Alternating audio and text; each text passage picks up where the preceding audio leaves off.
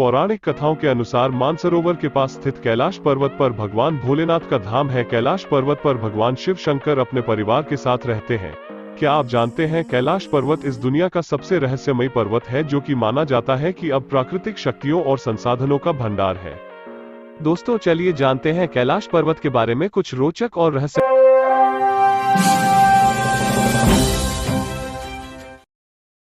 कैलाश पर्वत की ऊंचाई 6414 मीटर है, परंतु भव्यता और रहस्य इसकी ऊंचाई में नहीं बल्कि कैलाश पर्वत के आकार में है। कैलाश पर्वत की आकृति शिवलिंग की तरह है, जिस पर साल भर बर्फ की चादर लिपटी रहती है। कैलाश पर्वत पर चढ़ना पूरी तरह से प्रतिबंधित है, परंतु 11वीं सदी में एक तिब्बती बौद्ध योगी ने कैलाश पर्वत पर चढ़ाई की थी।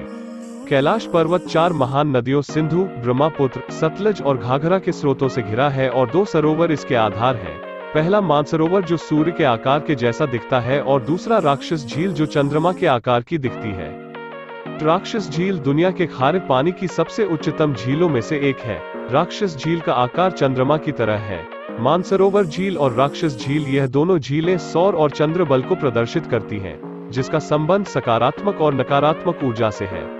जब इन्हें दक्षिण की तरफ से देखते हैं तो एक स्वास्तिक चिन्ह वास्तव में देखा जा सकता है। कैलाश पर्वत और उसके आसपास के वातावरण का अध्ययन कर रहे वैज्ञानिक तिब्बत के मंदिरों में धर्मगुरुओं से मुलाकात की, जिन्होंने बताया कैलाश पर्वत के चारों ओर एक अलौकिक शक्ति का प्रवाह होता है, जिससे तपस्वी आज भी आध्यात्मिक गुरुओं के साथ संपर्क करते हैं। पुराणों के अनुसार शिव जी का स्थायी निवास होने के कारण 12 ज्योतिर्लिंगों में सबसे सर्वश्रेष्ठ माना गया है। कैलाश पर्वत बर्फ से सटे 22,028 फुट ऊंचे शिखर और उससे लगे मानसरोवर को कैलाश मानसरोवर तीर्थ कहते हैं, जो इस प्रदेश का मानस खंड कहलाता है। कैलाश मानसरोवर उतना ही प्राचीन है जितनी प्राचीन हमारी सृष्टि है। इस अलौकिक जगह पर प्रकाश तरंगों और ध्वनि तरंगों का समागम होता है और ओम ध्वनि तरंग स्पष्ट सुनाई देती है। पौराणिक कथाओं के अनुसार आदि शंकराचार्य ने इसी के आसपास कहीं अपना शरीर भी त्याग दिया था। गर्मी के दिनों में जब मानसरोवर की बर्फ पिघलती है तो एक प्रकार की आवाज भी सुनाई देती है। श्रद्धालु मानते हैं कि वह मृदंग की आवाज है। मान्यता तो यह भी है कि कोई व्यक्ति मानसरोवर में एक बार डुबकी लगा ले तो वह रुद्र लोक पहुंच सकता है। कैलाश पर्वत जो स्वर्ग है और मानसरोवर पहाड़ों से घिरी एक झील है, जो पुराणों में क्षीरसागर के नाम से आज भी वर्णित है। क्षीरसागर कैलाश पर्वत से 40 किलोमीटर दूरी पर है। इस तीर्थ को अष्टापद, गणपर्वत और रजतगिरी भी कहते हैं। कैलाश के बर्फ से आच्छादित 6,638 मीटर 21,778 फुट ऊंचे शिखर और उससे लगे मानसरोवर का यह तीर्थ है और इस प्रदेश को मानसखंड कहते हैं। पौराणिक कथाओं के अनुसार भगवान ऋषभदेव ने यही निर्वाण प्राप्त किया। श्री भरतेश्वर स्वामी मंडलेश्वर श्री ऋषभदेव भगवान के पुत्र भरत ने दिग्विजय के समय इस पर विजय प्राप्त की। पांडवों के दिग्विजय प्रयास के समय अर्जुन ने इस प्रदेश पर विजय प्राप्त किया था।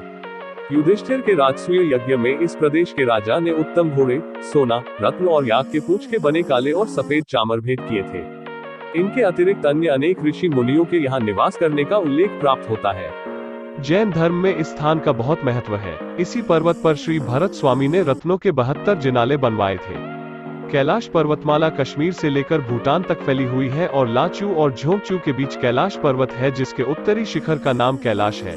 इस शिखर की आकृति विराट शिवलिंग की तरह है। पर्वतों से बने षोडशदल कमल के मध्य यह स्थित है। यह सदैव बर्फ से आच्छादित रहता है। इसकी परिक्रमा का महत्व कहा गया है। तिब्बती लामा लोग कैलाश मानसरोवर की 3 अथवा 13 परिक्रमा का महत्व मानते हैं और अनेक यात्री दंड प्रणिपात करने से एक जन्म का, 10 परिक्रमा करने से एक कल्प का पाप नष्ट हो जाता है। जो 108 परिक्रमा पूरी करते हैं उन्हें जन्म मरण से मुक्ति मिल जाती है।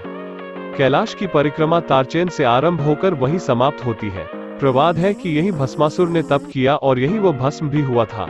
इसके आगे डोलमाला और देवीखिंड ऊंचे स्थान है। उनकी ऊंचाई 5,630 मीटर 18,471 फुट है। इसके निकट ही गौरीकुंड है। मार्ग में स्थान स्थान पर तिब्बती लामाओं के मठ हैं।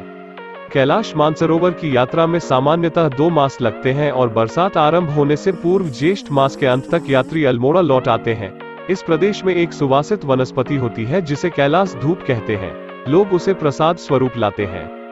कैलाश पर्वत को भगवान शिव का घर कहा गया है। वह बर्फ ही बर्फ में भोलेनाथ शंभु अनजान ब्रह्म तप में लीन शालीनता से शांत निश्चल अघोर धारण किए हुए एकांत तप में लीन है।